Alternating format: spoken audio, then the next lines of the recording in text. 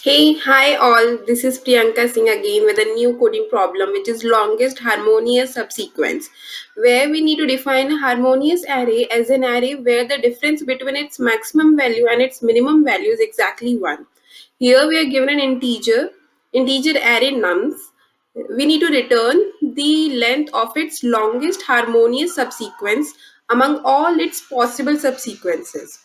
Okay, so here a subsequence of array is a sequence that can be derived from the array by deleting some or no elements without changing the order of the remaining element. So just to explain it in a quick time, subsequence is nothing but a substring, you can say, where you can delete some of the items as well from that substring. All right, but the thing that matters here is the order of the elements should be same. You can't change the order of it the way they have been provided to you. All right, so here we need to find the longest harmonious subsequence. So let's take some examples to understand it better. This is the array given here.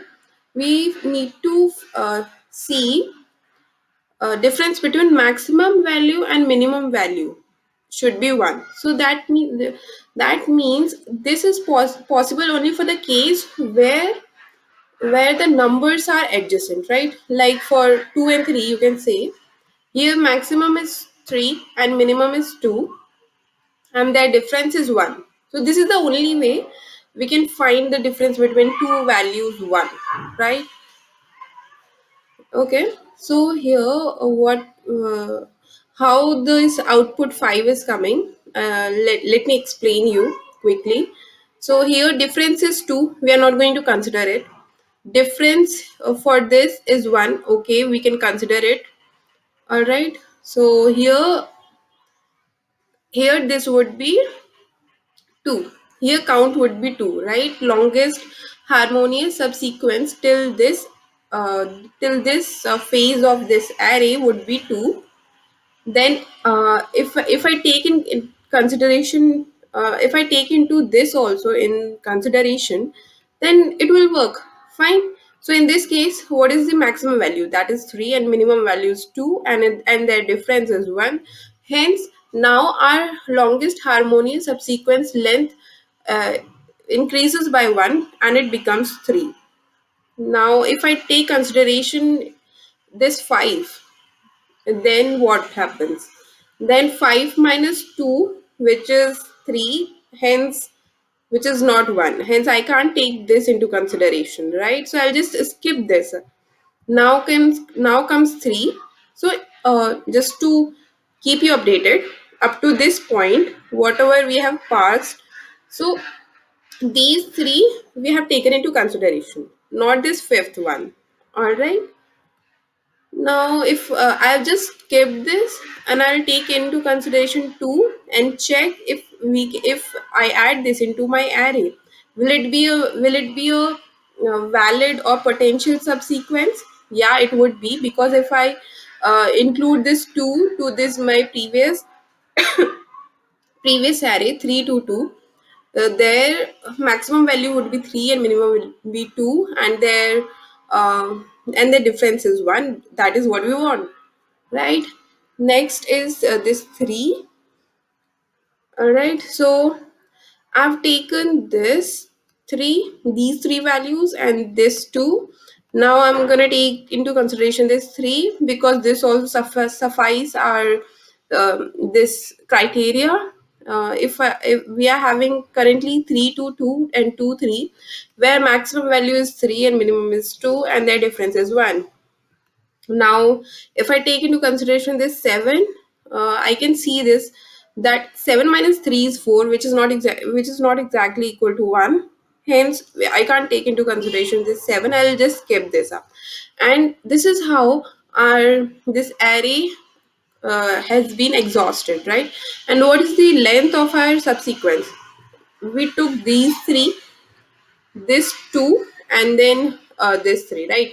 So its length becomes 5, and hence we will return 5, right?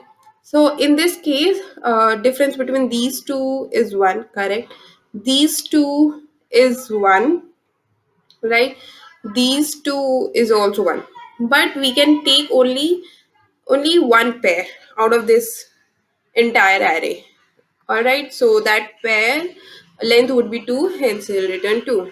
And if we check out this, if we take any two element, if we take any two values out of this array, no pair can give us the difference of 1, hence it will be 0, right? So if we drill down to its pattern, what is happening here? First we need to find some x integer, correct? And then we need to find some x plus 1 integer. Then and only will be the case that the difference is 1, right? So that is what is happening. So there are multiple ways of doing it. Very naive is to run many loops to check it one by one. All right, but that would be too hectic in terms of complexities, in terms of space or time complexity, right? But if we drill down the pattern, if we keep on solving many samples and then we figure out the pattern what is going on, so the thing is there should be an x and x plus 1, and so right, this is what is happening here. I'm having this, let's say x is 2 and 3 is x plus 1. So I just found what is the frequency of x, that is 3, right? Frequency of 2 is 3. And what is the frequency of x plus 1? That is 2. And what is the summation of that? That is 5. Right? So I just returned 5. And in this case, what happened? Let's say this is the x and this is the x plus 1, right? So if we talk about this example here, this 1 2 and their difference is 1, and if this is 2 3, their difference is 1 as well, and their difference is 1 again. So what's happening, let's see, if this is x and this would be then x plus 1, right? And its frequency is 2, so we'll save it somewhere, and then next, for next we'll take it as x, and then we'll consider it as x plus 1. Then now its frequency would be again 2, which is not greater than what we had previous, right? So we want modify it, correct? So likewise, still again in our final result we are having 2, and for this we checked our um, length is 2, which is not greater than the one we are having already, hence we won't modify it. So at the end we are left with maximum length 2, hence we will return true. In this case, we initialized a variable with 0, which never increased. Hence, it remains 0 and will return 0 at the last. So, let me tell you how we are going to resolve it, how we are going to do that in terms of code. So, here, so very first thing, what we need to do here is we need to count the frequency of all the elements present. First of all, that is the thing we need to do. And next thing is we will be taking one element, we'll suppose it as x, and then we'll check, are we having any x plus 1 in the array? If it is so, then we will check the frequency of it. We'll take summation of both of these, x, frequency of x and frequency of x plus 1. We will take summation of that, and we will check if it is greater than, so we'll keep on checking that, and whatever is the maximum, we'll save it somewhere in a variable, and at the last we'll return that, right? So in order to count the frequency of all the elements, I'm making use of hash map because that is the best data structure that I can see. If you can see something else better than this, then just do let me know in the comment box. I'll try to solve it using that as well. All right. So I'll name this variable map and then new hash map.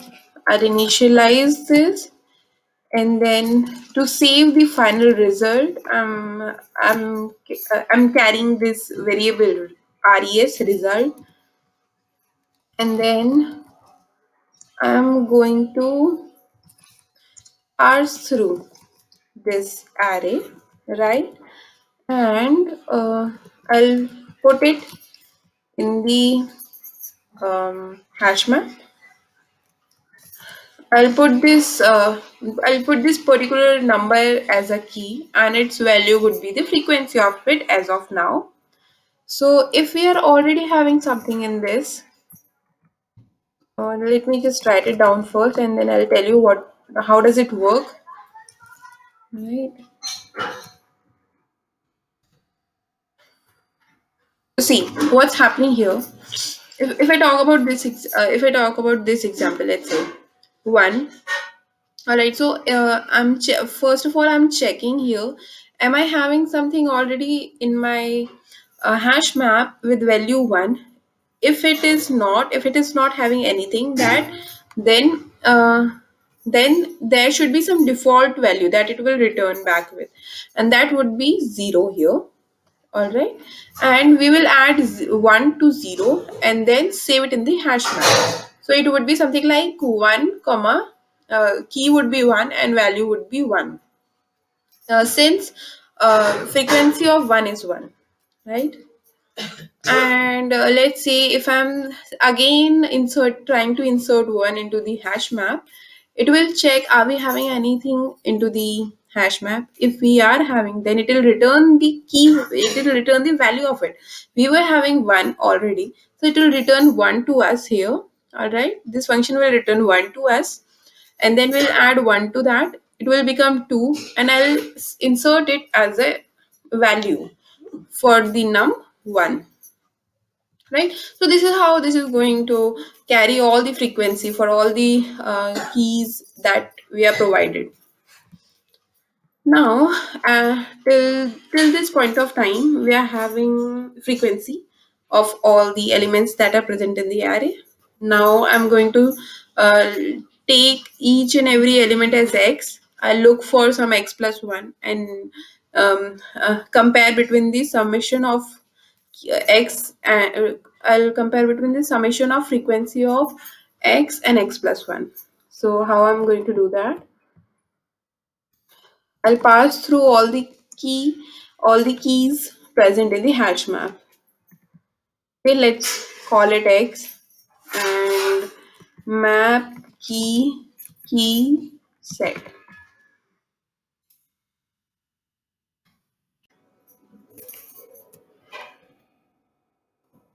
So this is key set. And now if I'll check if map contains key x plus 1. Alright, then in that case, I'll store maximum of res and summation of map.getX plus map.get x plus 1. So whichever is greater, we'll store it in a variable res, and at the end, we'll return res. Right, so let's see how does this work.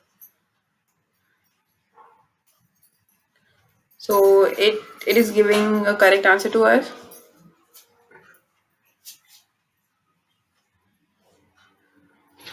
Accepted. All right, so thank you for watching and be here, and do like, share and subscribe my channel if you liked it and if you find it helpful, and happy coding.